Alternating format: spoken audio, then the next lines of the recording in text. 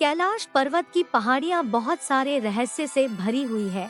इस दुनिया में कोई अमर नहीं है, लेकिन हम आपको आज ऐसे रहस्यमय शहर के बारे में बताएंगे जहाँ पर रहने वाले लोग अमर हैं, जहाँ पर समय थम सा जाता है और लोग जितना चाहे उतने सालों तक जी सकते हैं। इस घाटी को कैलाश पर्वत की रहस्यमय दुनिया का प्रवेश द्वार भी कहा जाता है, जहाँ से प्रभु शिव के पवित्र निवास स्थान की शुरुआत होती है।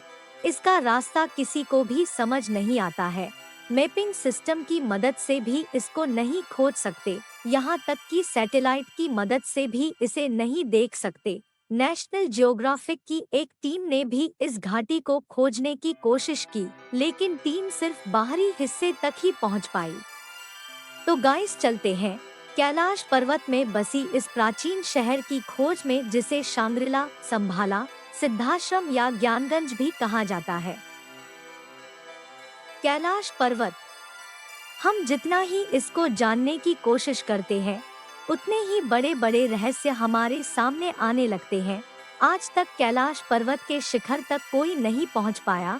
वेदों में कहा गया है कि शिव से मिलने का रास्ता कैलाश पर्वत में ही कहीं छुपा हुआ है, लेकिन वैज्ञानिकों का ऐसा मानना है कि कैलाश पर्वत बेहद ही रेडियो एक्टिव है, इसलिए इसका असर आसपास भी पड़ता है और यहाँ उम्र तेजी से बढ़ने लगती है, इसलिए लोग वहाँ तक पहुँचने में निष्फल हो जाते हैं। 20वीं सदी की शुरुआत में हिमालय पर शोध करने वाले सबसे बड़े रिसर्चर्स निकोलिस ने इस बात का जिक्र किया कि संभाला या सांग्रिला इसी के आसपास है।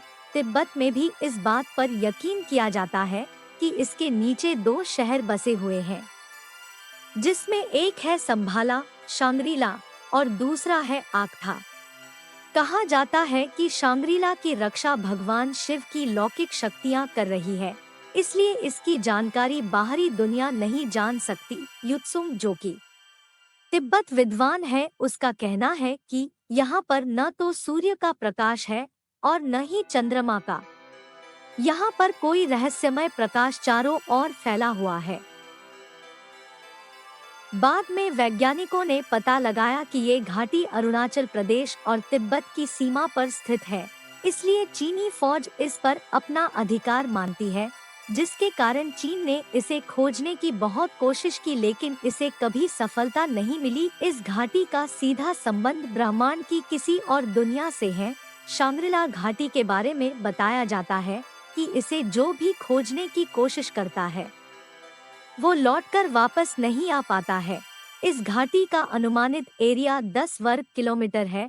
भारत की सीमा की तरफ से लंपियाधुरा के पास शांग्रिला घाटी तक पहुंचने का मार्ग है, जो कि कैलाश मानसरोवर जाने का प्राचीन लेकिन बेहद दुर्गम रास्ता है। 1962 में भारत चीन युद्ध के बाद लंपियाधुरा का रास्ता बंद हो गया है, जहां से लगभग 1500 फुट नीचे कैलाश मानसरोवर की जड़ में शांग्रिला घाटी की अनुमानित स्थिति मानी जाती है। इस जगह को धरती का आध्यात्मिक नियंत्रण का केंद्र भी कहा जाता है, क्योंकि वहां बौद्ध का तपोवन था, इसलिए इसको सिद्धाश्रम भी कहा जाता है। सिद्धाश्रम के योगियों के अमर रहने की बात पर विज्ञान का तर्क है कि एक निश्चित आयु के बाद ह्यूमन बॉडी में लगातार नए सेल्स बनते रहते हैं और किसी तरह ऑर्गन्स को लंबे समय तक स्वस्थ रख सके तो इंसान भी 1000 साल से ज्यादा जी सकते हैं। सिर्फ साइंस ही नहीं, आयुर्वेद में भी ऐसा कहा गया है कि ज्ञानगंज में रहने वाले लोग योग और विद्या में पारंगत होने के कारण अपनी भावनाओं को कंट्रोल कर सकते हैं, जो कि कोई आम इंसान नहीं कर सकता।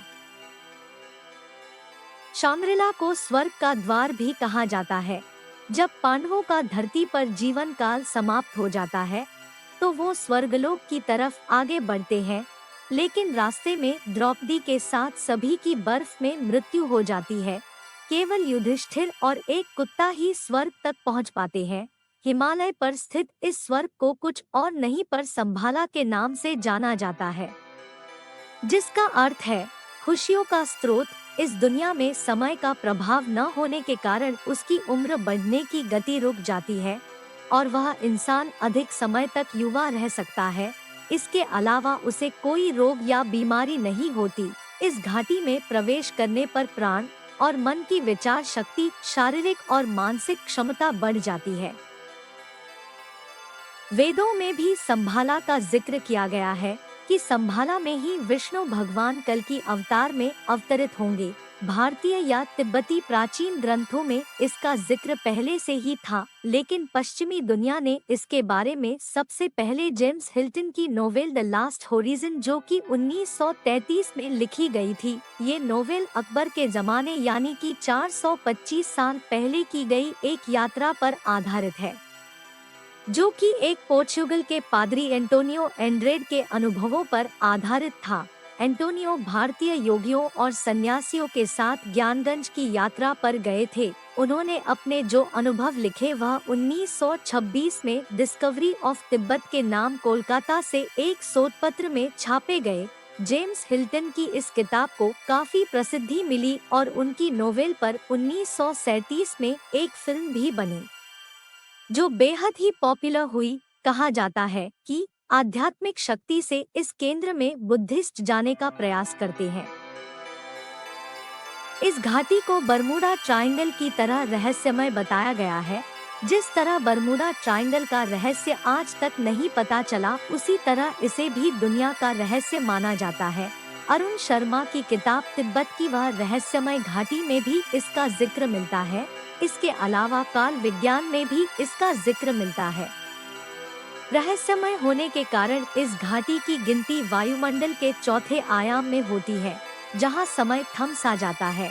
आमतौर पर हमारी दुनिया लंबाई, चौड़ाई और ऊंचाई इन्हीं 3 आयामों की वजह से दिखाई देती है, लेकिन इसके परे भी कई आयाम है।